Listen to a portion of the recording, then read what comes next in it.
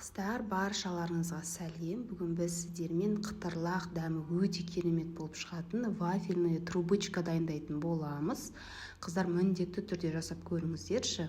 Ең алдымен осындай ыдысымызға 5 жұмыртқамызды жарып алып, одан кейін үстіне 280 грамм қантымызды салып, жақсылап барлығы бір келкі болғанша жаңағыдай миксерлеп алатын боламыз. Қыздар, егер миксер болмаса, кәдімгідей венчикпен араластырсаңыздар болады. Келесі бізде 250 грамм жаңағыдай майымызды ертіп, одан кейін осындай ванилинді қосып, оны да жақсылап жаңағы араластырып аламыз.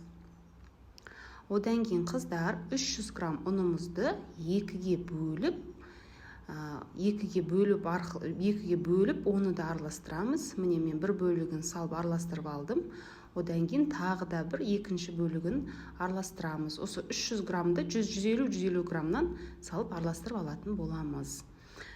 Міне қыздар, бізде міне осындай масса шығу қажет. Қараңыздаршы, қою емес, сұйық емес, орташа. Енді осындай ыдысымызды алып, бір ғана жаңағы үлкен қасығымызбен салып, жаңағы екі беті қызарғанша осылай жаңағы пісіріп алатын боламыз. Одан кейін осындай менде специальный вафлиге арналған осындай домалақтайтын бар.